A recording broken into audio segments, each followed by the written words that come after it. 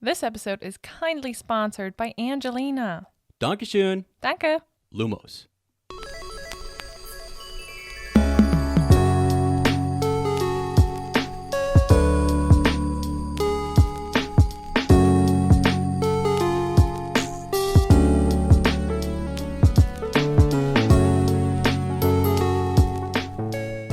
Hello, friends. Welcome back to Cottage Radio. I'm your host, Ezra, a.k.a. Bill, also known as your friendly tech wizard and former captain of the Hufflepuff Quidditch team, the Flannel Wizard, yours truly, me.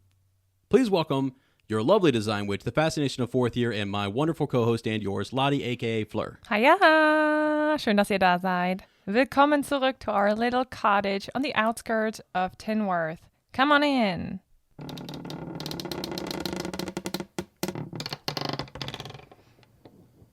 I've got some more ambient sounds for you guys since I don't know. Do you really? It's summer, but it's raining outside right now. This is a surprise. So I'm going to light a candle real quick. What if Before I do that, I want to actually Does Ez need to be just quiet while you do this? Oh, yeah, I think that's... Okay. It's Firelight Fables candle, Ooh. Land of Shadow, which kind of fits this chapter today. A little bit, yeah. Yeah. We Okay, can almost make anything fit, though, I feel like. I think Huh? so, too. Let's... Wait a second.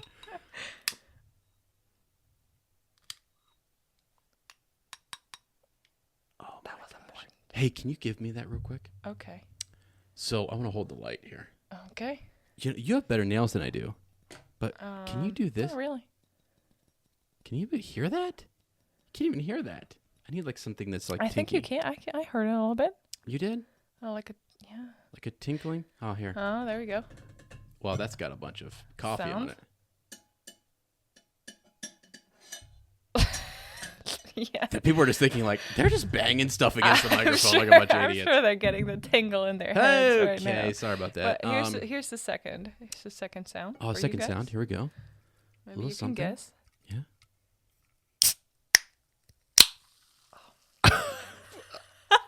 Why did that just like get me excited? That's so good. Right? Oh, Jesus. Pour it on the table, why don't you? My God. She just poured it all over the MacBook Pro. I'm kidding. No, that's It was close, By though. the way, that's just seltzer water, black cherry. You know Favorite what? flavor. I'm so again being the tech wizard here. I'm just realizing that microphone that you have picks up a lot, Oh, I know. It was great. which is great. I actually realized that since we're in front of each other, I have to kind of turn my microphone. I got to turn yours down, mine up a little bit, even though I need your voice to be high. It's weird. I got to do a balancing act. Okay, sorry. I'll let you finish the intro. Let's go. Okay. This is the 11th episode of Shell Cottage Radio, in which Harry also turns 11 years old, at least at the very end of the chapter. The chapter 3, Harry Potter and the Philosopher's Stone, The Letters from No One. Before we start our chapter discussion, we're going to chat a bit about life at Shell Cottage, talk about the latest Potter Watch news, and quiz Bill with a couple of trivia questions. Isn't that just great? I'm the one who gets quizzed. It's like the Weasleys needed more schooling, and you're just over here like my, witch professor, and it's just like... Oh, yeah. Remember, Fleur does not really think Hogwarts is a great school. That's right. Yeah. Wow, that kind of fits, doesn't it? Okay. Well, friends, if you can't tell, we're having a good time. If you get a chance to check the old Instagram, you'll also be able to tell that we're having a great time. But by the way, follow us at _2M, and you can follow Lottie at Charlotte Sue. You can also follow us at Fleur and Bill, where we update the Instagrams and the stories, and it's fun. It's like our miniature way of vlogging. It is. Actually, I think Fleur and Bill is the one we feed the most. Yeah, so please go check that one. I was just referring to my personal one where I posted... Oh, you should. You should. I posted you as a blurry background, and I'm like sitting over here celebrating Friday, and it's just great. I love doing that for some reason. Just way to interact with people and stuff. Okay, though, so we've actually got a lot done today, and I feel really good about things going on here. Like, had to go request every transcript from every college I've ever went to, which was crazy, but we did it. We got a lot of like real like adult life stuff done. Yeah. Sometimes you just got to do it. Like, I'm out. I mean, honestly, we have, by the way, just, you guys know, so here we also have a lawyer, not because we're in trouble or anything, but because of immigration and stuff like that. You want to make sure you do everything right, you know? And I just want to say this, like, even as adult as that job is, you know, our lawyer, she's awesome. She's a Slytherin. Oh, and yeah. She has like her adult job, where in which she's also listening to Potter podcasts and looking up Potter stuff and things. And when we found that out, that was just so cool.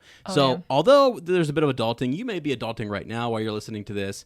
It's nice to just have a bit of both, you know? Oh, yeah. You can't, I mean, it's like, that's the whole point. I don't Don't know. abandon your inner child. Never. Let it out. Yeah, let it out, for sure. We should put that down in the advice of the day, because it's not great today. Yeah, that's okay. Hey, there we go. See, I told you, we figure things out along the way. Yeah. Right? And we just explore. But no, so we've been kind of busy. We also just we got back from a little vacation. We went out to the West Coast. Lottie has never been to the West Coast. So we were in Portland. It was cool. Portland, I Oregon. did not expect Portland to be like that, because I thought, okay, West Coast. And what do Europeans think about when they hear West Coast? California, LA, maybe Las Vegas. And that's where we went. But then we flew up north for another 2 hours. And we did. That's where it looks like Twilight. It was straight Twilight, wasn't it? It was so Twilight. It was awesome. I love it. It's I mean, if it wasn't that far away, we would probably consider moving there. Yeah, or we're definitely going to be going to visit a lot more, because it is really cool. Like our friends Matt and Teresa took us up to Mount Hood. We got to go up there, which was awesome. We were like up on a mountain. There was still snow and stuff going on. It was crazy, but we had some good breakfast up there. It was absolutely wonderful. It was absolutely the best breakfast we have ever had. Yes. Probably. Not really, but it was absolutely great. And I'm sorry. Wow, now I just caught on. I know. I was trying to I said absolutely 3 times in a row on purpose. The guy who was there waiting on us and stuff was, we called him to check on our reservation, and he said probably 15 times, absolutely. We got you. Absolutely. Just over and over again. So it was cool. But yeah, we're back from that, and we're recording here on a Friday, and I think in the future we're going to have some Friday recording sessions. We've talked about making it sort of our day, right? Yes. Where we record. And then probably regularly publish on a Wednesday. Yeah.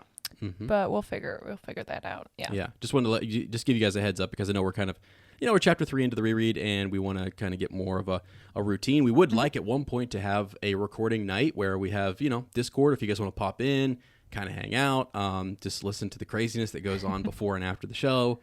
During the show, I mean, anyway, but yeah, we would love for you guys to come hang out with us on a Friday. So if you're interested in that was going to be something we would kind of add into our Patreon tier. We've already got like 3 people in there, and we're like pumped. I can't believe we have just shout out. You were awesome. You guys are amazing. Yes. Yeah, Lottie sent out something to them today just to thank them, and then we've talked with your friends, and we've talked with some of them about possibly coming on the show. I know. Let's go. I love talking Potter. We got some actually really cool news today for Potter Watch, and a cool chapter to discuss with you guys. So I'm looking forward to all of it, because the next couple weeks, in 2 weeks, there's a big event coming up that we're going to. Yeah. And we'd love to see some of you guys there if you're able to make it. If not, then we will be vlogging/recording from that particular site. So, right. Which I'll talk about in just a second. So I've been rambling. How are you, sweetie? How you doing? I'm good. I'm really, really good today. And I just want to thank you, sweetie, because you're such a supportive partner, and I just want to throw that out there and be so grateful for you, because, there is that time of the month where women don't really feel that great. And you're just so supportive, and you make sure I have everything I need, and I feel good, and I just want to thank you for that, because it's important. It's important to talk about it. It's important to acknowledge that. And it's okay, It absolutely is. And that's my thing too. I think I told you this at some point, but it's like, that's the way my mom raised me. I'm lucky that she was that way, and I had that influence in my life. And I don't know. You just want to be supportive for one another. If you're going through a sickness, a flu, it's a time of month, whatever it is, just be there for your person. And I think that's important. So, thank you. You're welcome.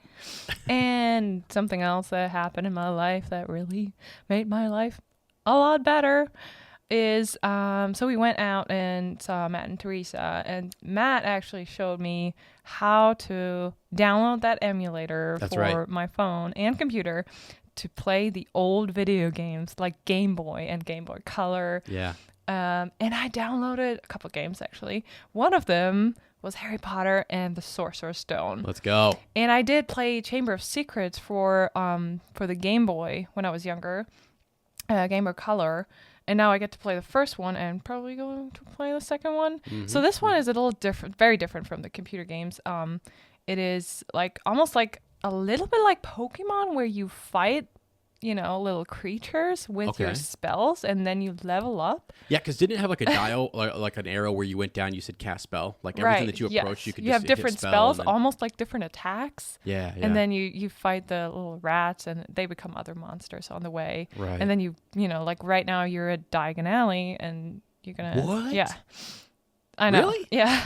I gotta watch you play this game. I haven't seen you really play this one much. This is cool. It's very different. It's cool. I'm gonna play it a little bit here and there.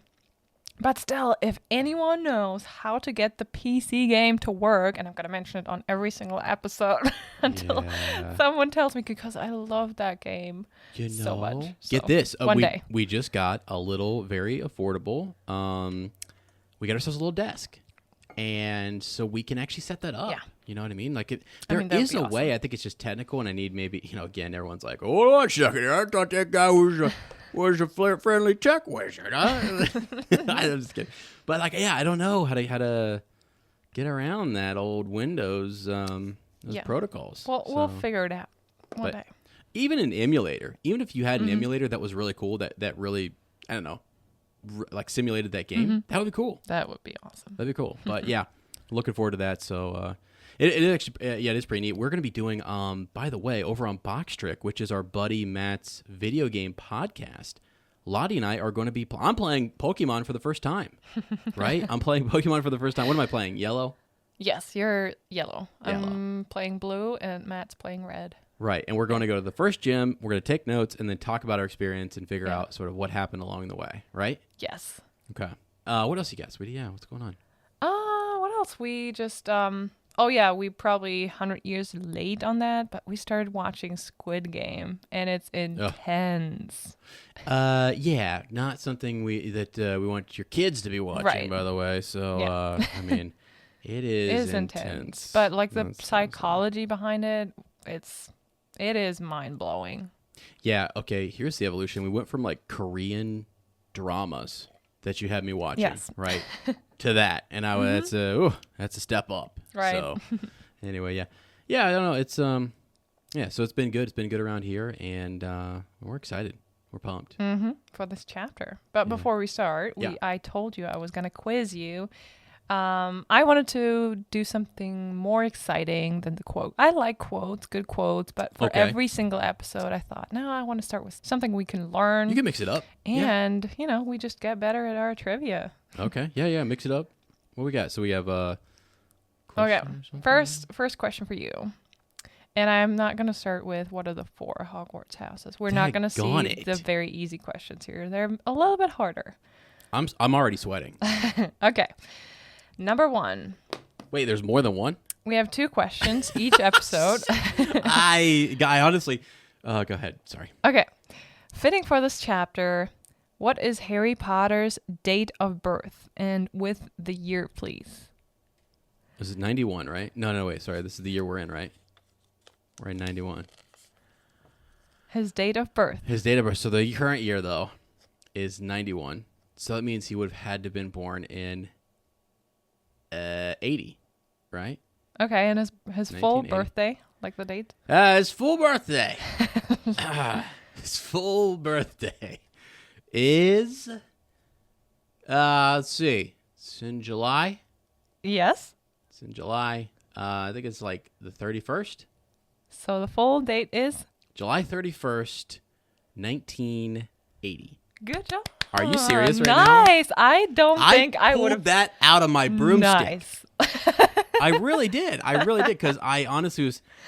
I'm sweating over here. Nice. No, I'm actually impressed. People probably think I was making that. I don't. No, I can vouch for you. You were looking at me, looking around, the room to think. You didn't look it up on the internet or anything. Isn't that amazing? I turned right into my students, looking for help. I saw my book there, and I was tempted so hard to just go.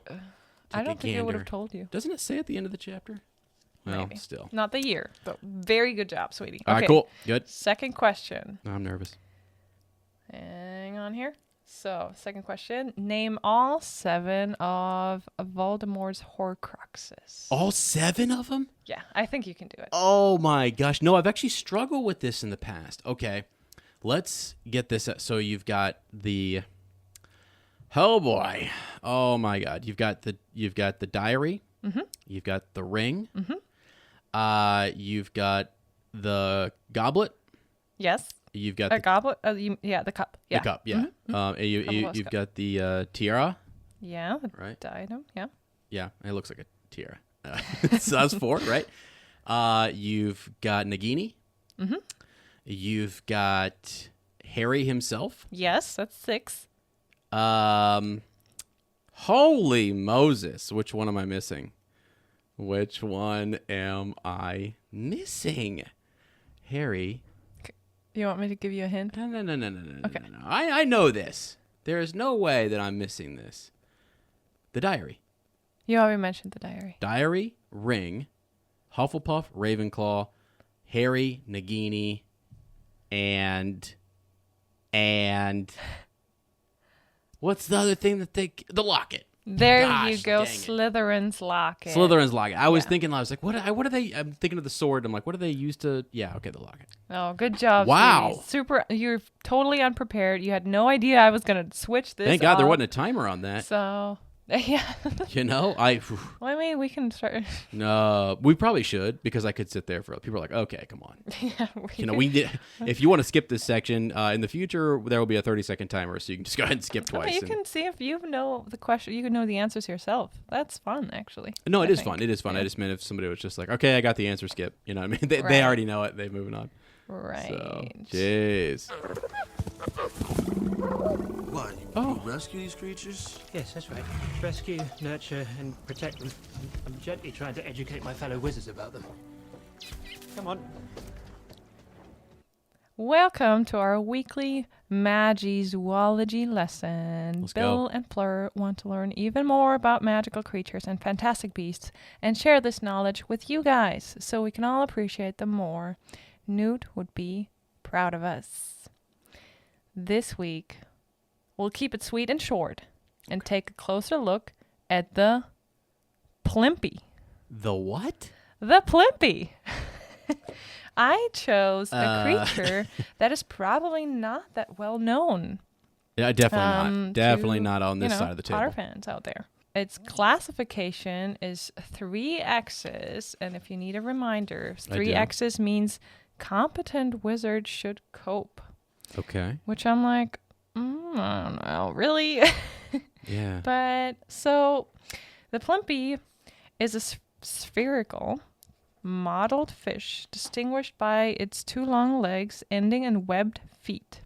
It inhabits deep lakes where it will prowl the bottom in search of food, preferring water snails. The Plimpy is not particularly dangerous, though it will nibble the feet and clothing of swimmers. It's considered a pest by merpeople, who deal with it by tying its rubbery legs in a knot. And then the Plimpy drifts away, unable to steer, and cannot return until it has untied itself, which may take hours. Okay, that's cool. I looked this up. There's really no picture for this because it wasn't necessarily in the... Yeah, there is a picture. There's a picture? So there's Okay. a picture in Newt's book in Fantastic Beasts and Where to Find Them. Here's a Can I picture. get a little... It's like a little... So it's got like, it's a fish with Not legs. Scrabble. It looks like it actually looks like a puffer fish. Yeah, with but legs. it also looks like, you know how like a little chick, Yes. chick looks? Yeah. It's like not a full chicken, but it's got Yes. like a big old... It's true. Yeah. Yeah, that's weird. So when I read the name, I'm like, I've never heard of it. But Plimpy eyes were used in potion making. I bet they were. And get this, a Plimpy was one of the creatures in the Magical Creatures Reserve that's like near Hogwarts. So that's something new I learned here. So you mean like they were protecting them, kind of? Yes. So I looked it up what it is. Most of it is from a Hogwarts mystery. Okay. And this reserve was like a reservation in a secluded area somewhere near the grounds of Hogwarts, of the castle. to protect magical creatures which had difficulties existing in Muggle-inhabited areas. If that makes sense. Okay. So the groundskeeper, probably also the care of magical creatures teacher, they're somehow involved and oversee the whole area, which is cool. Yeah, that's cool. Like Hagrid actually took care of some of the beasts. Well, now that I'm looking this up, and I love when you, because I had no idea this. We were covering the Plimpy today, but so Mr. Lovegood has freshwater Plimpy soup. Exactly. This is where it's actually part of the book. So they were in the reserve. They occupied the Great Lake because that's where the mer people live too. They're annoyed by them, so they just tie their feet together. And when Harry, Ron, and Hermione visit Mr. Lovegood in Deathly Hallows. Yeah, Deathly Hallows. He covered the kidnapping of his daughter, Luna, by saying she was out fishing for freshwater Plimpies near Bottom Bridge, and later claimed that people were always requesting their recipe for freshwater Plimpy soup after he explained the Deathly Hallows too. Wow. So I just thought it was cool. So the question we always ask at the end of our Magi zoology lesson, would you want to have one? God, would I want a Plimpy? This is probably the first time I'm going to be like, I'm good. You know? Right? I don't really know that I would want it. I think they're kind of cute. Like if we had a little pond in the backyard and there was some Plimpies in there, I wouldn't mind them. And I think it's cute that they tickle your feet. Yeah, I guess. Almost like the fish that eat your skin off of your feet as a spa treatment. Right. No, I think it'd be cool. I guess they would be okay if they were in a tank or something and stuff, but they just remind me of goldfish. And so I'm like, I don't know. Yeah, no, we don't need them. I would rather have an easel, but... Yeah. No, but Plimpies are cool. I guess if we had to... I mean, I hate to say this, but they're used in potions and they're good for a soup. I know. So... maybe I would want a few around. I don't know. Anyway. Yeah. No, it's cool. All right. So the Plimpy, friends. Now you know. There you go. Now you know. All right. All right, sweetie. What are the latest news? Wow, that was loud. What are the latest news in the Potter world? Oh, friends. Okay. So we've got some really cool stuff coming in from the Wizardly World of Kent. Let me say that again. The Wizardly World of Kent. News coming in. This is a Potter event that's going to be held June 22nd through the 24th. I haven't been in a couple years, but I actually was there when they used to call it Potterfest. Back in the day, way back in the day, they called it Potterfest. So this is in Kent, Ohio, up near Kent State University, actually, and it's a really cool kind of festival. So they have a Facebook page if you guys want to check it out. It's Wizardly, get that right. So not Wizarding. They had to make sure they went with Wizardly World of Kent. Right. They've got the Wobbly Wizard Bar Crawl, which is happening on Friday. That's downtown. Aww, Yeah, that's cool. It is cool, yeah. And then they've also got the Sorcery Stone Search downtown. Again, that's happening Friday and Saturday. They've got the Run That Shall Not Be Named. Okay. The Run That, yeah, so it's a 5 3/4K fun run, I guess, or whatever. So, okay, cool. is that really right? 5 3/4K? Yeah, I guess. Anyway, so yeah, that's sort of, there's a bunch of stuff. There's vendors. There's going to be trivia there. Our friends, Swish and Flick, will be there, right? So we have Tiffany will be over there. And I think they're doing the cosplay stage. That's awesome. Like the cosplay competition, perhaps. That is cool. I know they did trivia one year, and so they kind of participate in that. You'll have other people who bring different, wizard-like Etsy shops. I think of like Etsy shops that show up, and they've got prints, they've got jewelry, they've got different fun stuff, tons of food options that will have like a kind of a theme. And there's like this alleyway where you have almost like a Diagon Alley feel because you go down sort of these steps and you go in between like two buildings, and it's just really cool, and it has a vibe that feels like Diagon Alley. Oh, I'm so excited. I can't wait. Yeah, they've got butterbeer recipes. The coffee shops make all like the whole kind of town does Harry Potter themed stuff. So that is so cool. Yeah. So that's sort of the big news. We will be there. We're going to hopefully bring our recording equipment and just sort of record something special from there, so we can plop it in the podcast or whatever. But if you're in the area or if you're nearby and you want to pop over there and you're going, like, hit us up. Let us know. We'd love to meet up with you guys. And, grab some food or something. So, but yeah, that's it. That's really it. I just wanted to kind of point that out. It's 2 weeks away, so I'm down. That's actually my very first Harry Potter convention. If you want. Yeah. Yeah.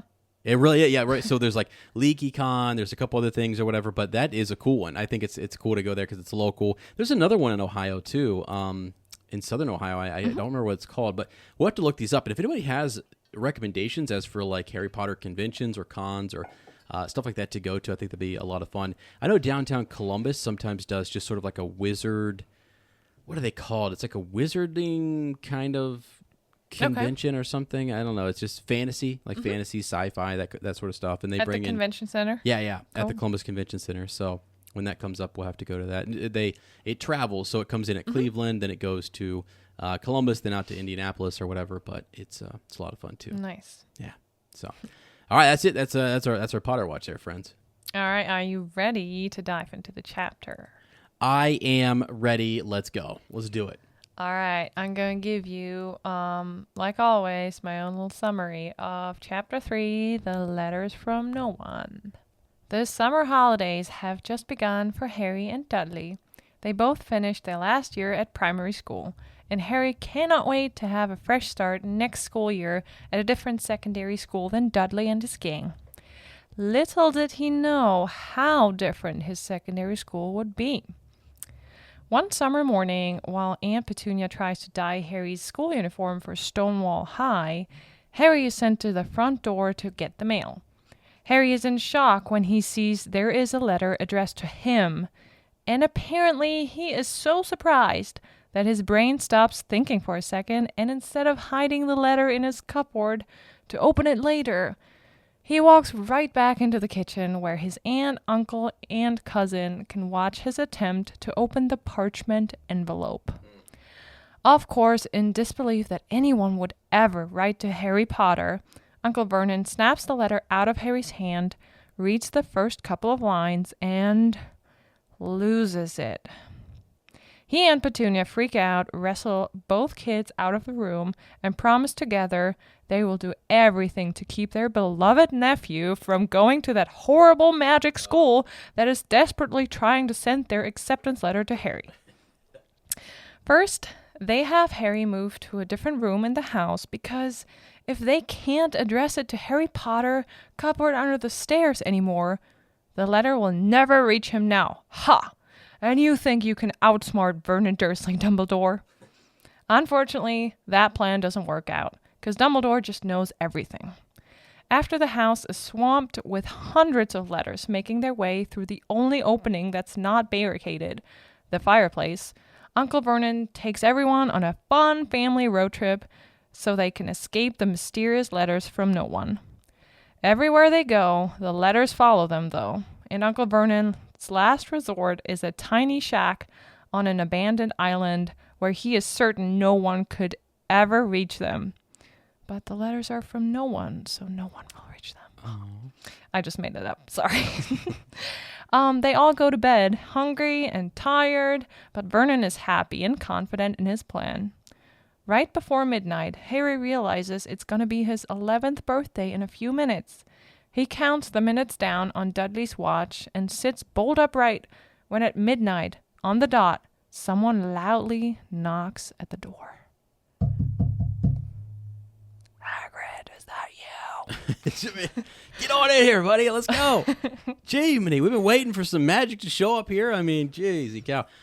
Very well done, sweetie. And by the way, yeah, Vernon thinks, imagine that. Well, actually, two things here. Mm-hmm. Okay, so we're set up in this story in which it's like, I don't know, the idea that these letters is coming in, they keep showing up, it's kind of silly, it's kind of funny, especially on a reread. I mean, I think the first time there's a bit of a magical element where you're kind of like, okay, what is this? And these are just letters. Mm-hmm. But imagine from Vernon's perspective for just a second. I know it was in broad daylight, it was in the morning, which helped a bit, but have you ever just been somewhere at night, it's a little creepy, you just watch maybe a scary movie, or it's dark, you're out in the country, and you hear and a letter just flies in through like your mail slot? Could you imagine? Be honest with yourself here for a second. Like, in real life, okay, if all of a sudden, like, a letter just plopped through my mail slot, and it just kept coming through at random times when the mail wasn't necessarily supposed to be delivered. Although it did come when it was then in with the rest of the mail. Right, the first times, yes. Trying to be normal. Yeah. So it just would be a little scary, I think, from his perspective. Like, this is strange. The weird thing for me is that for Petunia, it's a little exciting. I was gonna talk about that. Sorry, I just want to throw it out there while we get yeah, we'll get there. Yes. Okay. All right. So, what do you got? I know you got a bunch of notes. You got a bunch of different things. Do you want me to? Cover anything I have here? I've got a couple different thoughts too out the gate. Yeah. Can I mention a story real quick as you get ready? Please. Okay. So, getting a letter. If you ever have a chance to a youngster to do this, to send them a letter in the mail, it's fun. It is a lot of fun. You learn about it in school. You learn how to address letters. We use email. We use all this different stuff. But like to get an actual letter is pretty awesome. We used to do letters to Santa Claus. Santa would write back sometimes. That was when I was way young because my mom got rid of that cute. real We did quick. that too. Yeah. Yeah. But so that was sort of fun. I one time, I don't know when I was like, maybe I was 11 or 12, maybe I was 10. I can't remember. I guess I could go back and figure it out based upon my age and when this president was in office. But and by the way, this don't judge me on this, whether you believe in whether you're a left or right, conservative, from this country, not from this country, whatever. The current president at the time wrote me a letter. That's so cool. Isn't that crazy? Yeah. So I had the surgery on my arm, and my cousin worked in his wife's office. Was a secretary in his office, like a super undersecretary of some kind. I don't know, like an aide or whatever, But she worked in there, and she knew that I had a special surgery done. Yeah. And they were looking for letters. They have this, they want to send out some nice letters to kids or whatever. The president was Bill Clinton. And Bill Clinton and his wife, Hillary Clinton, wrote me a letter. And I went out, it actually showed up on, like, it must have showed up the day before Independence Day or the day after, sometime really close. I'm not even so sure my mom didn't just keep it and put it in the mailbox on that day, because I remember it being like July 4th. And I go out there because I was playing the video game Independence Day upstairs, which was also bonkers in my mind. Okay. I think I was playing it on the PlayStation. Don't hold me to that. I can't remember what it was. But yeah, it was the game was out. And so I go out and I look at this letter from the president. And I'm just losing my mind. I'm like, wait a second, what are the... And it was just really cool. I read it, and you know what they said, and it was just something really nice. But I was like, that's well cool. wishes and stuff. Yeah, well wishes on the surgery and stuff like that, I flipped it over on the back, and it said, we're recruiting you for a secret mission. This is top secret. Meet me at this. My imagination went wild, which was like, I know what's up. They're watching me. The government, they need me. I need to, in my head, I just would play this. But it was cool to have that. And then going forward, I would as a kid, when somebody would be like, tell you some interesting facts about yourself, even to this day, when I go in with my students, we do like 2 truths and a lie or whatever. Love that game. I love that game. So I make sure that, it's school appropriate or whatever. And I use that, though. I list my 3 things, right? And so my 2 truths that always get kids are, I've met Taylor Swift, and I've received a letter from President Bill Clinton. I mean, both of those, they're going like, that's pretty extreme. One of those is a lie, right? And they always go for that. Always go for it, which is crazy. So those are my truths, but then my lie is pretty simple. You know what I mean? It looks like the lie is whatever. So. Oh, that's awesome. That's very exciting as a kid. Yep. When you get a letter from the president. I mean, yeah.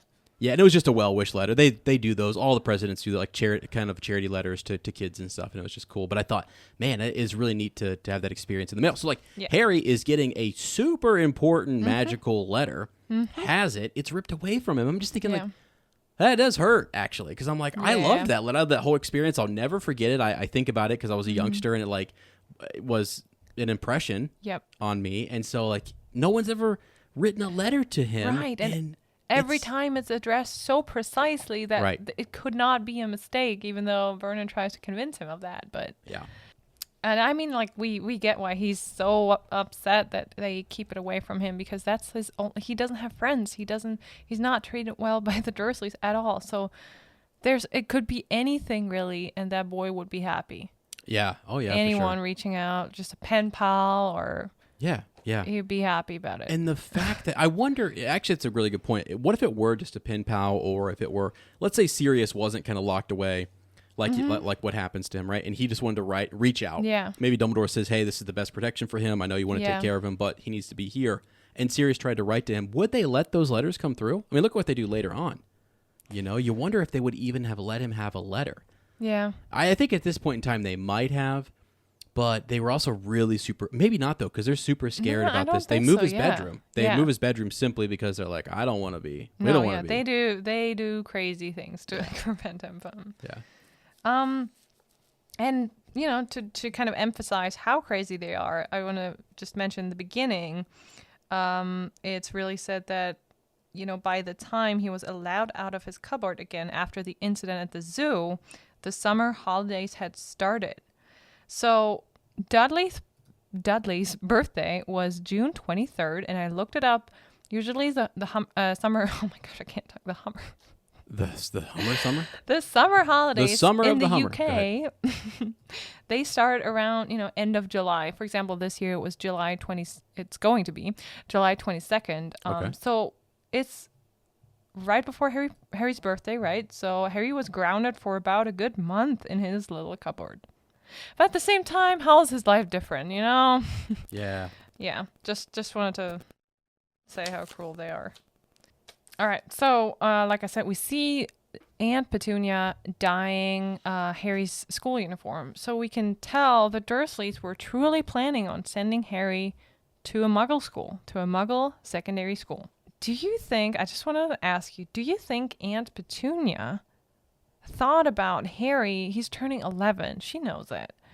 And the letter, because that's when Lily got her letter. And or do you think she forgot and she's just not thinking about it at all? She might have forgot because I mean, she doesn't pay him much attention and tries to block it out of her mind or whatever. But it is sort of one of the things that it wouldn't, I guess, surprise me if she had moments maybe leading up when he's 10 years old, thinking like, oh, that's coming up. I wonder. You know? Yeah. If that's going to be a thing. And then just sort of, I don't know, kind of decides to not really give it any mind because she doesn't want to, because it's a bad memory for her. Right. And they've swore they were going to not have any of that funny business, I guess, around them.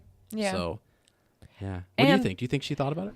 So, you're right. They have not been contacted, I guess, at all by anyone from the wizarding world for like 11 years, right? So, I mean, that's a long time. At the same time, it was like Lily getting her letter was such a significant event in her life that changed everything, that I feel like maybe she did think about it. Like, even when they took Harry in, they said, okay, we're not going to have this. We're trying to send him to a normal school. Right. I mean, they never spoke to what they were trying to do for Harry. They never spoke to anyone in the wizarding world about that. So how would they have known that this was their plan for their nephew? So I guess, like, she should have kind of had, like, maybe you're right. Maybe she didn't remember. Was it 11? Was it 12? I don't really remember when Lily got her letter. But I feel like around that time, she kind of should have anticipated it a little bit or warned Vernon, hey, maybe we'll get a letter or something. Well, all I know is when the reaction from Vernon, I mean, he goes from, what did it say, red to green to gray. I know. Right? Is his facial color, the flush on his face. And he does the Petunia. He like does that sputtering or whatever. I always thought it was kind of funny. In Star Wars, they've made up kind of fake words that you can use when you have a moment like Uncle Vernon is having right now. Oh, yeah. Like Dank Farrik or Carabast. They use those words when they need to. And I feel like he was having one of those moments right there where Petunia, he's like on the verge of like shaking and sputtering and just having a full-on moment. And then she's like, Vernon, oh my goodness, Vernon. Right? And they stared at each other, seeming to have forgotten that Harry and Dudley were still in the room. So they know it's talked about. I mean, it's like, I think they were prepared for it, but they forgot about it, Yeah. They forgot it's going to be around this time, like 11. They just glanced at the letter and he knew immediately what this means. And I was wondering, it's everything is so precisely addressed and everything. So I was wondering a little bit, how are the letters actually sent? And there's a signature, right? It's McGonagall. Minerva McGonagall signs the actual letter. But what was cool was I read up on this, that Hogwarts, they have like a magical feather and parchment that writes down, as soon as a magical baby is born, writes down their name. And then I guess the magical feather probably also keeps track of their address, where they're staying. Are you serious? Yeah. That's awesome. I did not know that. Yep. It reminds me of the hat that kind of has its own, it's a special hat, you know, the sorting hat. Yeah. And it just does, so it has a purpose, and it's, you know, conjured, made to do whatever, sort people into houses. It does more than that. Obviously makes songs and stuff, but like the feather just working away over there. Yeah.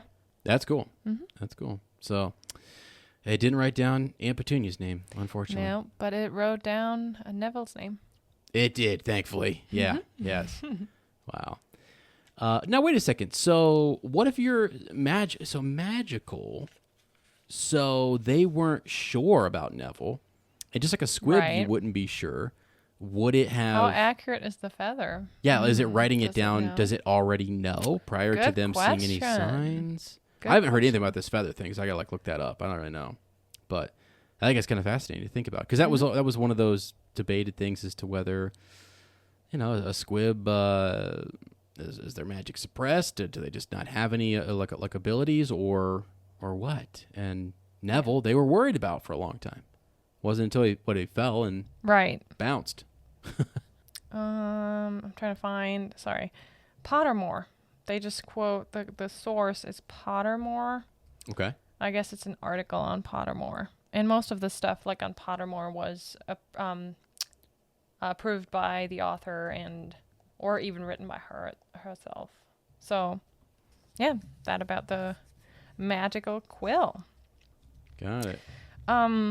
But really what I think about this whole, like, they freak out and the extent to where Vernon goes is crazy. And they want to, like, it's so bizarre because they hate Harry for some, you know, we know the reason, but, like, they don't want him to be around, but they try to keep him. Like, this is their chance to say goodbye to Harry for most of the year. Yeah, for sure. And they want to keep him. And you said at the beginning, this is a little exciting for Petunia.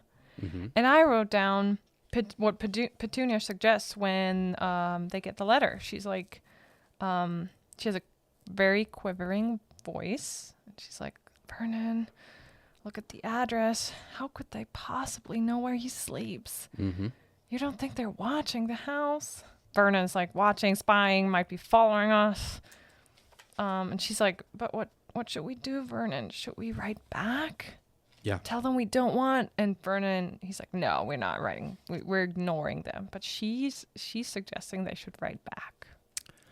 Yeah, why? Why is she suggesting that they write back? Is it because she's fascinated by this experience and she wants more contact, more connection? Do her and Vernon agree on this? Wouldn't she have liked to go to Diagon Alley and see all this stuff, you know? I feel like she could have gone. Maybe she, I don't know. They laugh at his ticket situation later on, right? Good luck with that, right? Platform 9 3/4. But it's like, she could have gone and experienced this. And it makes me think that maybe she was worried about Dudley and whether he would feel jealous like she did. And she wanted to protect him from that whole thing. And that's why they didn't want this, because she had major resentment towards the community, and because she just dotes on her son so much and just loves him and makes him feel super special. I think because she didn't feel as special when she was younger. So that might be it, but a part of her is still kind of like, if I could do both, maybe I would go with Harry and kind of figure this out, you know what I mean?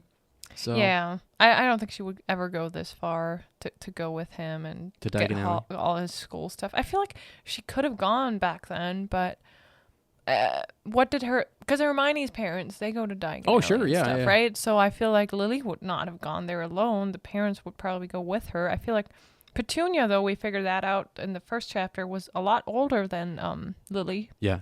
So she might have said, no, I'm just staying home. I don't want to have anything to do with it after she got that letter. Yeah, who knows? Because she grows up with her sister who has Yeah. magical powers, and then there's the whole, them meeting Snape and everything. It's just, Yeah.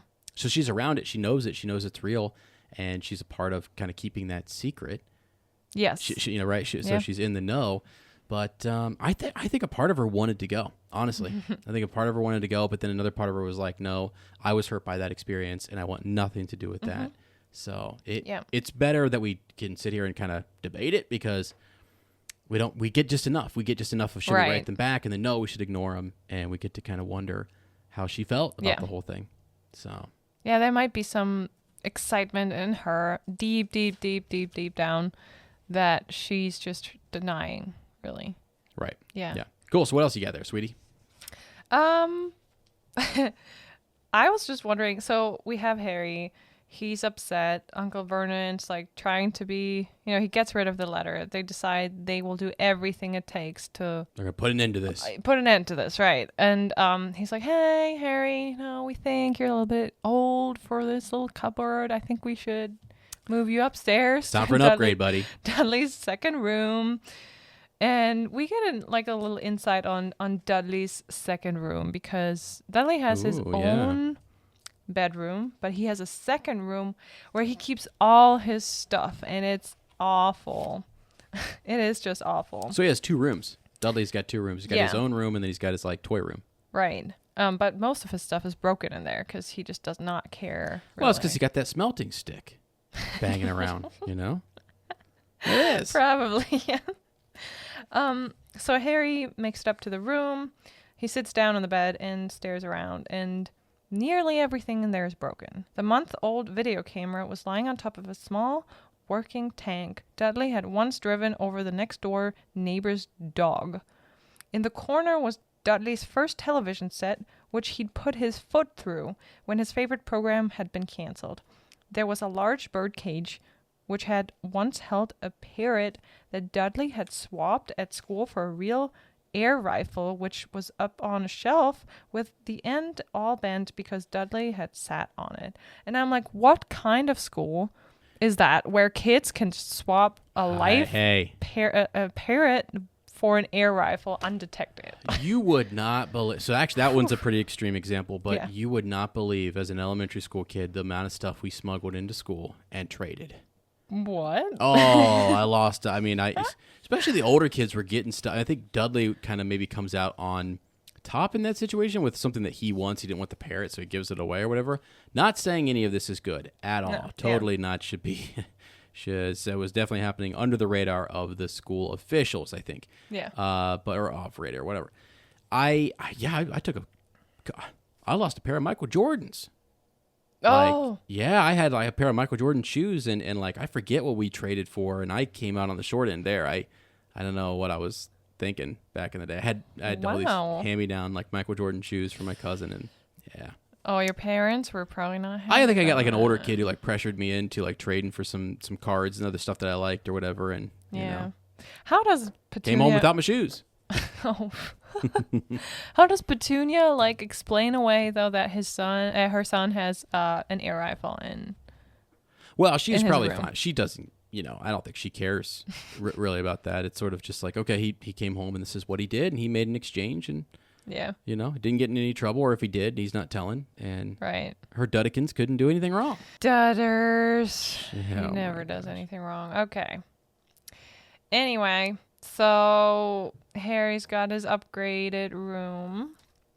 Dudley's definitely not happy about it, but the letters just keep coming. It didn't change anything. The Quill knew Harry moved probably, or McGonagall, we don't really know. All right, this next part, I just desperately wish. I just have to mention this real quick. I love this chapter. I loved reading this chapter because I was one of the kids who actually watched the movie first and then read the book. Okay. And this was not fully in the book. A lot of the, driving around to different locations was left out. Yeah. So this next part, and this scene was left out too, and I kind of wish they had included that in the movie, is when Harry, he makes up his plan that he's going to get the mail before everyone else. He's going to stop the mailman before he even, comes in or drops the mail into the slot. But Vernon is one step ahead. Yes, he is. He's sleeping at the doormat to prevent Harry from exactly what he was planning to do, getting the mail.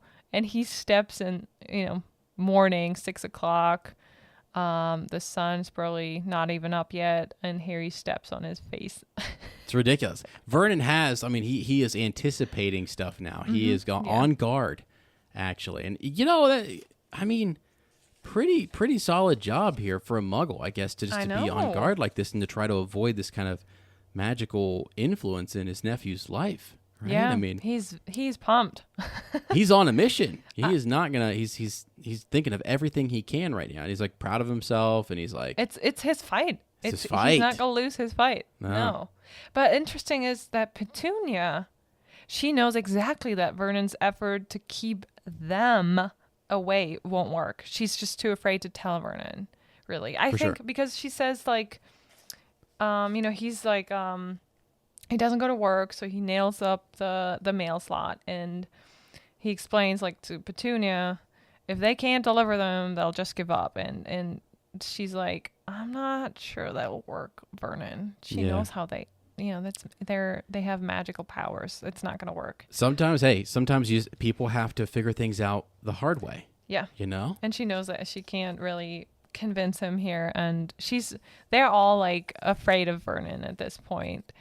And to me, it's so paradox that because the Dursleys want to be as normal as possible, but they go mad over the thought of Harry being a wizard and start doing the most unnormal things here. That's true. Right? That's a good they point. always try to be everything unnormal, like don't even talk about it. Right. But Vernon goes crazy here so that the milkman has to hand Petunia the milk through a bathroom window or something. Yep. And like he acts really, really weird. He's not sleeping in his own bed. He's sleeping down at the door. I know. Yeah. He's starting to lose it. He's losing his marbles. Yeah. And that's a good point, is that, he goes to the odd behavior that he's trying to avoid oddness, and to do so, he does some pretty odd things, actually, which is cool. For example, which was pretty funny. So, after they still got all the letters delivered, they couldn't get them through the mail slot anymore. So they just pushed them under the door, through the sides, a few forced through the small window in the downstairs bathroom. And so Vernon stayed at home again, boarded up all the cracks around the house and around the doors, and he hummed a tune. And I just thought it was funny, because it's called Tiptoe Through the Tulips. And I didn't know, Tiptoe Through the Tulips. I didn't know that song. I didn't grow up in... Tiptoe Through the Tulips. Lots of T's and TH's in there. Yes. It's hard to say. Yeah. And I didn't know what the song was, so I looked it up, and I just thought it was really funny imagining Vernon humming this song. Here it goes. What?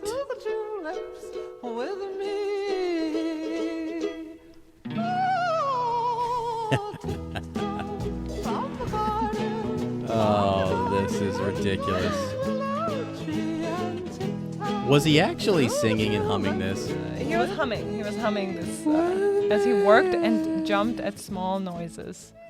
It's funny, isn't it? Like a trill kind of voice there. Sorry about that, guys. I went real high for a second. So he's truly, that is definitely lost his marble. Well, I mean, he's also saying things like "shake him off." Oh yeah, in the shake car. him off. Yeah. Right later on, he's just like, "My God." So I mean, interesting though that it's a real song, which I wasn't expecting it to be real. Yeah, and the tulip represents love and passion, and he has a passion right now. And he's got Petunia. Yeah. I wonder if his singing was on key. I think he was good. He was humming it though. Oh, he was humming. Okay. Still. So, all right. Well, cool. Yeah, that's pretty neat actually. So then after that, I mean, I guess he really just it's things aren't working. Nothing that that he's planning is working. So he has to kind of up the ante, right? He's got to do something a bit more. Yep. They go on the road trip, and they're going to go stay at a pretty cool place. I think when we were doing some of our research here and we were talking before the show, you had found out that this hotel, this Railview Hotel, is in a pretty cool spot. Right. It's in Cokeworth. And I was like, Cokeworth? That rings a bell. And figured out that this is the town where Severus Snape and Lily and Petunia Evans used to live. And Snape still lives there. We know that later on. And interesting, supposedly Vernon chose to flee to this town when trying to evade the letters from Hogwarts because he felt the town was too distinctly unmagical for the letters to follow them there. And I remember we later learn when Narcissa and Bellatrix go visit Snape that Bellatrix is almost disgusted that he lives in such a muggle neighborhood, right? So it kind of fits in with Vernon's actually, this neighborhood is so nice and normal, right, unmagical, so they're never going to follow us here. Is Cokeworth a real place? I don't think so. So cool. I don't think so. Because I keep looking up these different references, like as we come across them in the chapter, like a whelk. Earlier, it talks about Aunt Marge had swallowed or like ate a bad whelk, and I was like, what's a freaking whelk? Yeah. I had no idea. It's like this little shell. Do you know what it is? No. It's like a little shell thingamabobber. It's like a little, almost like it's a common name applied to various kinds of snail shells. Okay. Yeah. So that's real. It's a real thing. Yeah. Whelk are briny and sweet flavored or whatever. But like, that's where I keep wondering. So that's why I ask if Cokeworth was like a real place, because there's a mixture of kind of things from our real muggle world and then things from, I don't think it is. As I look it up here, it looks like it's not popping up. It's a made up, spot. But it probably was influenced by somewhere else. That's the other thing too, is that she will make up a name, right? Cokeworth, and then it's probably inspired by something else. Here it says, yes, on harrypotterfandom.com, behind the scenes. The name is a reference to Coketown, the fictional industrial center in which Charles Dickens' novel Hard Times takes place. Oh, wow. Commentators believe that Coketown was based on Manchester or Preston, but those real-world cities are in Greater Manchester and Lancashire, while Cokeworth is in the Midlands. Okay, that's kind of cool. That's interesting. Yeah. They're kind of saying it's not a real town. But it makes you think of, for sure. It's based on Charles Dickens, Conditions of England novel. Right. And cool. in the Midlands somewhere, so. Yeah. And that makes a lot of sense. It's real, a lot of Industrial Revolution stuff, or like, modernized or whatever it would be. So it kind of symbolizes that. And that's why he's saying, hey, let's go there. So right. Yeah. I think it's kind of neat, actually. See, again, smart on him. Vernon's really trying to outdo them, and by finding a place that's very Muggle-like or very non-magical. It probably really motivates him, to, like we say, win this fight, Yeah. Almost. Interesting connection, too, to like Coketown or to Cokeworth is the smelting stick, which is interesting. So the smelting stick. Yeah. Yeah. So the smelting stick was a type of like, it's assigned to all the students who were going to Smelting's Academy. Right. So smelting is the process used to produce metal from its ore. When you take so you're producing metal from an ore, right? And I'm just looking it up here. That's what it says. So yeah, they're thinking that maybe Smelting's Academy had something to do with more of the industrial skills or something like that. Because again, he's at a drill company. A drill company, yeah. So you makes sense. Smelting's Academy. I don't know. I thought it was kind of cool, and then it kind of connects to all that Coketown, Cokeworth. And it's still interesting though that Lily grew up. Petunia. I mean Lily too, but Petunia grew up there, so it's near where Petunia grew up. Right. Yeah. Which she also probably. I mean, he knew. Because we found out they visited their parents and Petunia's parents and sister and everything. But I feel like Petunia didn't say anything to him. She probably would not have gone there because she's like, yeah, that's where Lily got her letter. Yeah, at this point, and they do a good job in the film too, where it's just sort of like, yeah, Daddy's gone mad. Oh yeah, they don't. And you just don't really, dare. you're not really, yeah, you're not really talking to him because he's just put this on his shoulders and he said, right, yeah, I'm gonna do something about this. And even Dudley, who is used to getting his will whenever, like mom and dad will do everything for him, right? After having a couple of tantrums, he even's like, yeah, like Daddy's gone mad, hasn't he? Right? Yeah. So he realizes, but I wonder, so he's like mad because he cannot watch television. He's so obsessed with his TV shows, with his computer games. And I was wondering, how would Dudley feel about all this whole trip nowadays with phones on which you can watch all your favorite shows and blow up some aliens in a game? Would he still be that mad? if he had access to all that stuff, no, like a phone in his pocket where he could just watch all his. No, he'd be fine. I think so too, right? I think he'd be fine. I think he'd be. The initial excitement would be there, kind of like, oh, what's going on? Okay, this is between them, and now I can just kind of go do my own thing or whatever. I don't know. There's a certain age where you're still getting all that attention. You want it from people and your parents and stuff. But then when you know that you can't turn the tables, let me pull that phone out. Let me do my own thing, and then because it really wasn't. You were just trying to do it to see if you could do it. You just push your boundaries. That's what kids do. Yeah. And stuff. So he would have pulled out his phone. Yeah. And he would have had a great time. It would have been more a question of, do we have Wi-Fi here or data here? And yeah, that's true. Oh the my shack? gosh. Probably not. No, not even close. Not even close. And so as they're trying to avoid, I mean, it still doesn't work. I think we can jump to the part where I just... So Mr. H. Potter, room 17, Railview Hotel, Cokeworth. Still, letters are showing up there. Yeah. And so this is where he takes it a step further, though, right? Yeah. Does the next point... Is that the next place they go? Is that not the island? Well, yes. Or do they go after they drive around, and he just always Vernon gets out of the car, and he's like, not that. Oh, it's true. Yeah, he's like scouting. Yeah, right, scouting locations. So, but ultimately, they end up in a spot in which you got to take like a rowboat to get to. Yep. And there's a storm and everything, right? Which he's saying gleefully. There's a storm forecast for tonight. Clapping his hands together. Wow. And this gentleman's kindly agreed to lend us his boat. What? They could have lost their lives in this storm. You know what I mean? Like, wild. He is willing to do anything, really, to Do you think if they would have... win this fight? If they would have gotten into, like, a big accident or something, like, wizards would have intervened and would have maybe helped or something? Well, I guess Harry's magical powers would have helped him. If Harry went overboard, he probably would have, like, I don't know, produce some kind of air bubble or flu or I don't know. But could he have helped them? I wonder if he... I'm sure doubt the wizarding world would have helped. I don't know because they're guarding. They're still pivotal. They're still Good question. I'm just thinking he put him in jeopardy, and they're also being monitored. Clearly, whatever it is, that's the trace that's on Harry, right? Yeah. Yes. Also, do you think like Mrs. Fig was like, Dumbledore, the Dursleys are gone. What should I do? Absolutely. They took Harry with them, and they never do that. Yeah. I think she totally did make. She made a call. She might even have been the spy. Who knows? Like she's got the Kneasel cats who were spying for her. Right? They're in the trunk. The Kneasel cats. They're letting everybody know where Harry's at. So, which is wild. So, anyways, also for as much as they want to eat, they just had some rations. I know. That's it. Just a few Pretty rations. Radical for them. Right. It's freezing in the boat. Icy sea spray all over the place.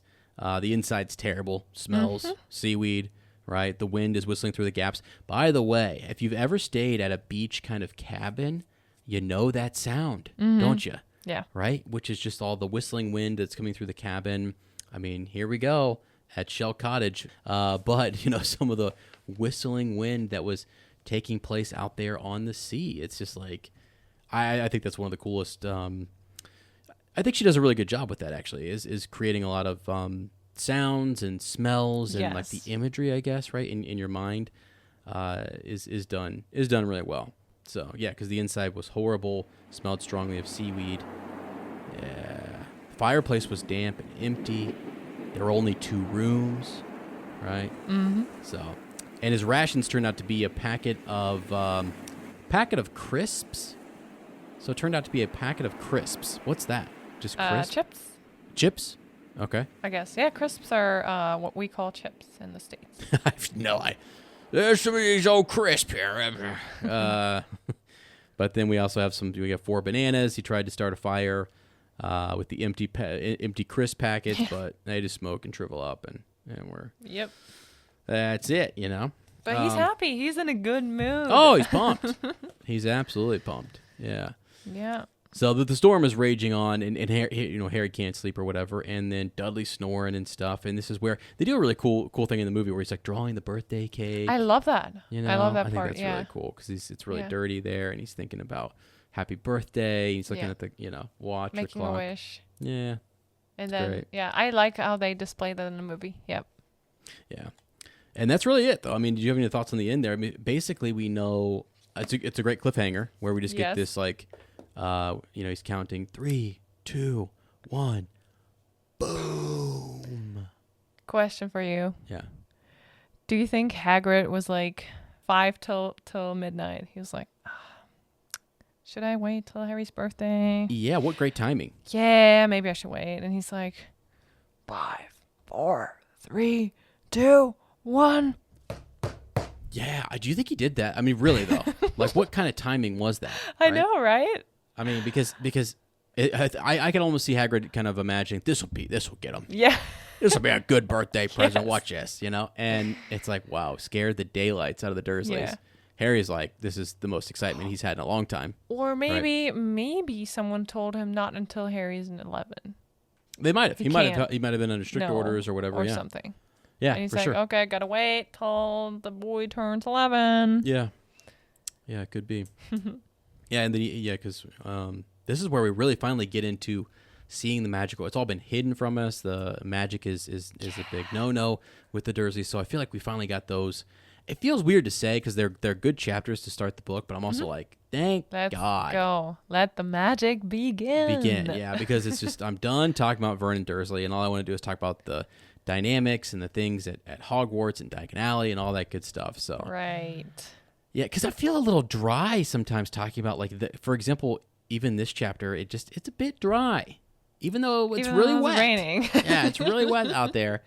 It just doesn't feel as exciting, and it's hard to get excited about it. Yeah. You know? This chapter though, like, because it's leading up to this drastic change. Yeah, which is why I'm still okay. If you did a couple, how some authors and again, this is a kid's book, but they will drag out this transition for 3 or 4 chapters, and I'm like, I know something's about to happen, and you literally are just stringing me along for extra chapters for what reason? Right. It's silly. Yeah. So I guess something silly, just as our friends are listening to us, by the way, and you guys are our friends, and we appreciate you listening to us here. What are those candies that tongue tie you sometimes? There's real candies in the wizarding world twisters? No. Something. I bet tongue tie toffee or something. Is that what it is? Yeah, I think we got them at. Isn't that what we got at Diagon Alley? Did we actually buy those? I don't know if we bought those or not, but I know we saw them, and we saw something that was about, and I thought it was kind of funny because this one, yeah. Because with English being your second language, and then me just rambling sometimes and stumbling, I feel like I'm talking like all swollen. It's like, whoa. It doesn't help that I had some giggle water before the podcast either, too. But it just happens sometimes. So anyway, it's human. It is. So I think that's it, guys. That's a chapter. Again, we're more excited for next week. I think next couple weeks, actually, quite frankly. But now we're gonna be diving into. We got one more segment, I think, right, sweetie? Yep. What the old Chinese dragons have to say. Wow. Were they real? They were. 100%, sorry. I think dragons were real, yes. All right. You know what? This week, I was like, yeah. Switching it up? Are you doing it on the fly? Just, you're going to change it up on us or what? Advice of the week. Don't open your letters in front of the Dursleys if you're Harry Potter. No, just kidding. Seriously, I don't know. I would probably say just don't be a Vernon. Yeah. And try to stop your kid, your nephew, or friend to do something they're kind of destined for, and just give them the choice. Don't Great. Don't just decide for them. Like, if Harry decides on his own that he doesn't want to go, fine. But he's given the opportunity to attend a very good school, and Fleur would disagree here. Yeah. And he should try it, you know? They try to make Harry live the way they think is best. But in Harry's case, that's a pretty miserable life, so... Yeah, this is interesting, and I think, you know, a lot of you who are out there and you're parents and you're going to be, like, influencing your kids' choices and... Yeah, to some extent, you need to make decisions. Oh yeah, for sure. I mean, positive influences are good. There's a certain age and there's a time. Like I teach high school students, and so we get to this point where I see kids who are playing sports they don't want to play, and they're in clubs and activities they don't want to be in. Yeah. And I'm like, why? And it's a lot of it is there's a pressure from their parents. I hate to say that that's what they say to me, right? Which is I'm like, why? Or from friends sometimes as well, like, or just like you've reached this, it's a status thing for you or whatever, or whatever it might be. And I hate that that's there for some kids. It's why I run the D&D club at school, so that way it's not the most popular club. And by the way, it was in Stranger Things is blowing up right now, so they're making I think D&D now it is the most super popular. Cool. I mean, at one point a couple of years ago, it was the biggest club at my high school, and I was like, all right, I'm kind of proud of this, you know. Yeah. But I feel like though this is really good advice because you don't have to do, I guess, what someone else wants you to do, you know? Yeah. I mean, maybe there's certain circumstances, I don't know what everyone's situation is, whatever, but I feel like for the most part, if it's a life you want, if it's what you want and what makes you happy, I feel like go for it. Yeah. You know, I listen to Gary Vee sometimes on social media. He's always encouraging people to like chase their dreams. To go for it. You have more time than you think, have patience, you know, get after it. Don't be unrealistic. We have to have our day jobs. We have to do our thing or whatever. Right. But at the same time, I mean, pursue your dreams at every, you know, possible opportunity and stuff. I just feel like that's okay. You know, you and I, for example, like we love talking Harry Potter. So we want to talk on Friday nights. We don't want to go out to the club really and dance and go crazy. We'll do that once every 6 months or something. But don't need to go every night, and just enjoy sitting around with our candles and our ambience, and just, you know, I said candle and you guys missed it, but like, because you can't see this, Lottie just freaked out. Where did the candle go? She's looking for it, and it's right there. It's fine. Yeah, it's behind my laptop. It's warming up my cold coffee. Anyway, but you don't know. I think this is good, and I really do think that I struggle a lot because I have so many kids who are like I work with students who need a little extra help in school and academics and in books and studies. And it's so hard for them sometimes to tell their parents that like, I don't want to go to college. I don't want to go. It's so hard. I have other ambitions and stuff, but they're trying to meet this. The college is a real touchy subject right now in the United States because people aren't seeing the benefit and the value in it. And there's so much pressure to go. And to so much money involved. So much money involved. And you have to like know what major you're getting into and what the outcome is and the goal and the licensure and the certificate that you need. And so anyway, and actually what's funny is that like the Harry Potter series kind of covers that later on with their OWLs and their needs and stuff. And like, Fred and George, for example. Yes, exactly. Just chasing their dreams. And then, you know, Molly kind of figuring out like, yeah, that's okay. That's them. That is what they're born to do. And I think that's a cool thing because there's just so many different, there's jobs out there we don't even know that are going to exist in the future or that exist now that maybe you're good for. It just, I feel like the tough part is letting yourself and even maybe letting your kids or your students fail a little bit and figure out what they like and they don't like. Master Yoda says that failure is our greatest teacher. It is. Actually. So I'm like, I kind of feel that. That's how you learn. So anyways, advice of the week. There you go. Friends, just a little bit. I like it. Well, yes. And very last thing is our owl post. And we got a really cool email. Sorry, owl. From the Lotmans or Lotmans, how you would say in German. Christine and Anna. Super interesting story. And I love this because I'm pumped. I was so excited when you told me about this. It's because we decided, you know, we want to do our podcast book club together to reach out to people who are, you know, like-minded and should just enjoy the story. And here's two people who have a very similar story, sharing it with us, and maybe we'll meet up for coffee, you know, like it's just super cool. And we asked them, they're cool with us sharing the story. It's not exactly about how they got into Harry Potter. it's just so cool to share that they have a very, similar story to ours, and at the same time unique story. Hi, Ez and Lottie. Hope you're both doing well. My name is Christine, and I've been listening to some of Ez's podcast for a few years now. I started with Up when we were on our way to New Zealand for our honeymoon. So jealous. Hello. But also Scotland's cool too. Yeah, but I mean, still. I was looking to do a Lord of the Rings reread and needed some motivation to keep going, and that worked out. But when I came to the end, I missed hearing Ez and Lane's voices, so I sought out Ez's Wheel of Time podcast and started reading along. That's so cool. That is cool. Then I got excited when the Harry Potter stuff started coming out. So anyways, that's my background of how I found you. The reason that I'm writing the story of how you two met really resonated with me. So that's the reason that she's reaching out, which is really cool, as I have a similar story.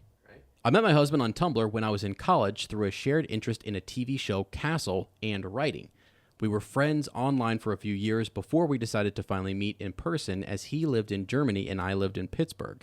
But eventually he came to visit me here in the States, and shortly thereafter I moved to Germany to be with him. In 2019, we got married in Germany and finally managed to move back to the States together at the end of 2020. I'm not usually one to put myself out there quite to this extent, but I remembered your story of how Lottie just sort of messaged Ez one day saying she felt a connection. As couples, we have a lot in common. My husband's name is it Arnie? That's how she said. Most people say it. But How do you say it? in German you would say Anne. Anna? Yeah. Or Arne. It's the R's they get me. That's in what Germany. she said too. Oh my gosh. So, okay. Anne. Yeah, he was born in northern Germany, but lived in Frankfurt for most of his life. And that's where we lived together for about 5 years. Wow. A really crazy thing is our last name, Lotman. And how do you say it? Lotman. So just a subtle difference, and it sounds cool. Is frequently abbreviated by their family as Lottie. Yeah, good job. Right? In fact, his Tumblr name when I met him involved Lottie. But because of that, a lot of people on Tumblr assumed he was a girl. Yeah, I can see that. Mm-hmm. Right? Okay. That's funny. Like Ez, I'm a former high school teacher, sort of. I went to college, let's see, Clarin University? Mm-hmm. I went to college, Clarin University, if you've ever heard of it, Ez, for English secondary education, and did my student teaching with an 11th grade class. But then I moved to Germany shortly after college and thought I'd have more opportunities with ESL, so I took an ESL class and taught English while we lived in Germany, like Lottie. Mm-hmm. I fell in love with ESL and teaching adults, and now that we're back in Pittsburgh, I'm working with a family literacy program teaching ESL for adults.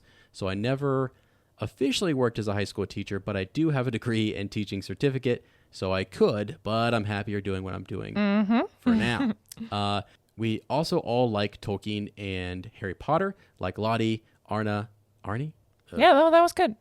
Arna? Mm-hmm. Arna, okay. Like Lottie, Arna doesn't have much of a German accent, and people tend to have trouble believing he's from Germany. But I think it would be fun for him to meet someone from his home country, and hopefully for Lottie too. Yeah, so that'd be cool. Kind of meet up for some coffee. Absolutely. Would love to hear from you guys. Absolutely.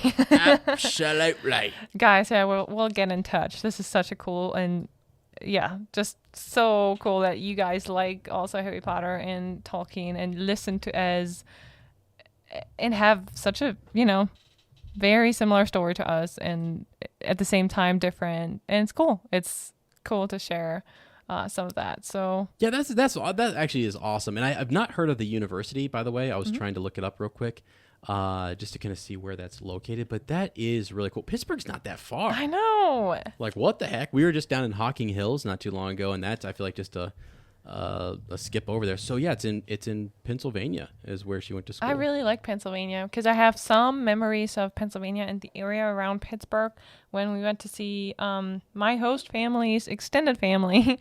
Yeah. They live there and they have really, really nice house there, and it's like you can see it's almost like a Pittsburgh or the area around it is very hilly or yes. right? Yeah, so yeah.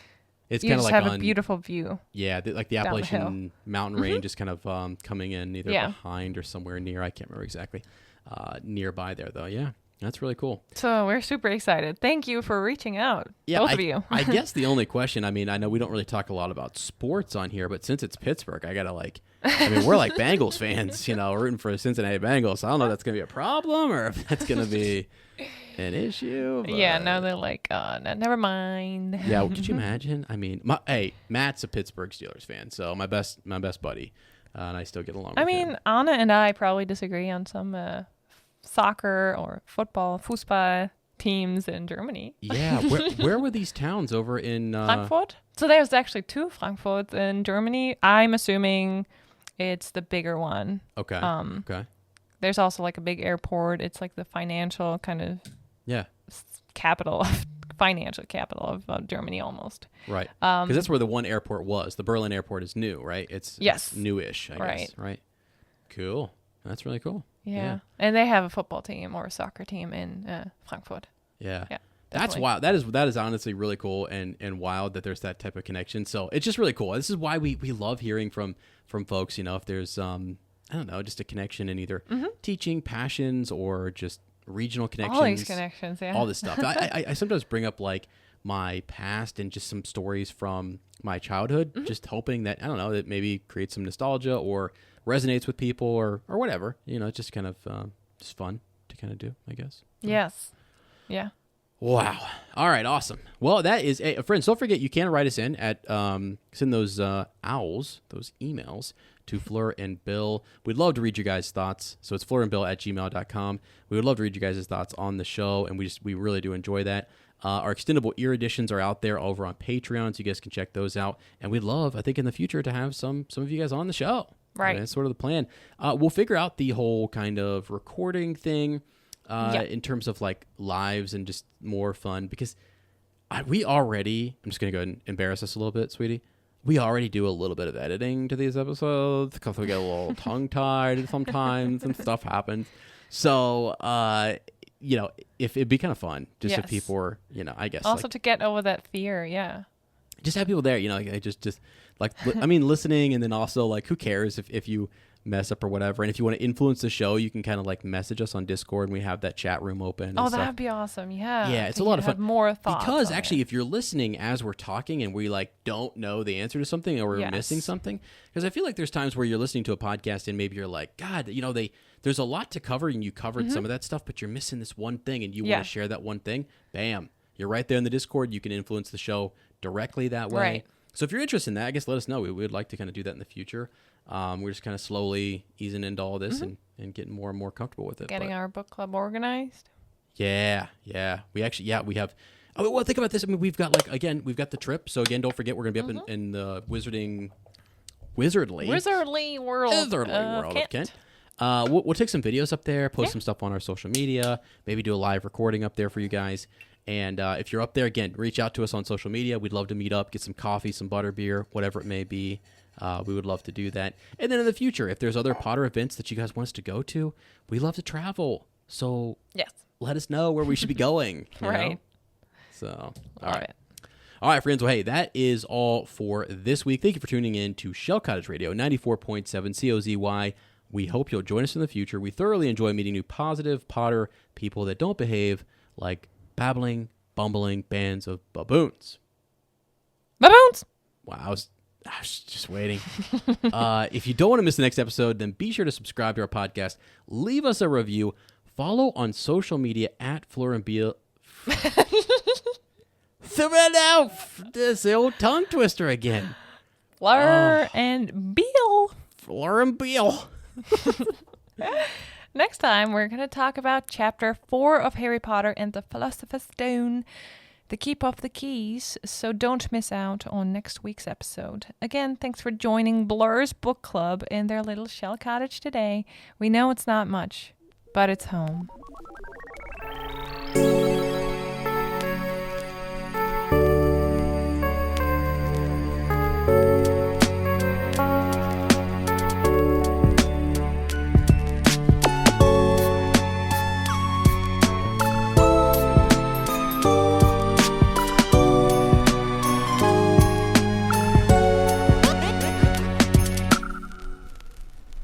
Did you have to go to the bathroom? You think so? Super bad? Did you pee the seat? No. Did you pee on the seat? No. Now she's mad. Now you're mad. I'm not going to put that in the podcast. Don't worry. I'm still recording. I'm still recording it, though. I could say anything right now. It's danger zone.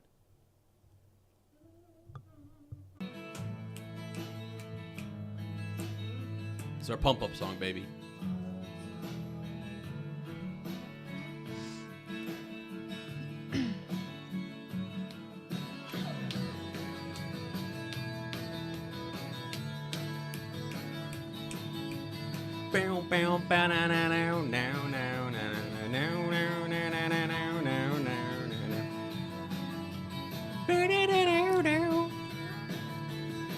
Yeah.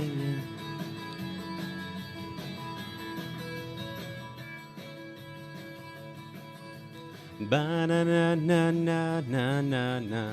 Hey, hey, hey. Ba-na-na-bow-wow-wow. Yeah. Think about you all the time, but I don't need the same.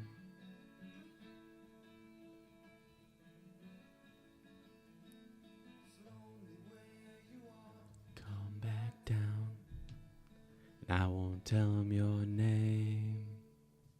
One day I'm going to sing that song for real. Knox.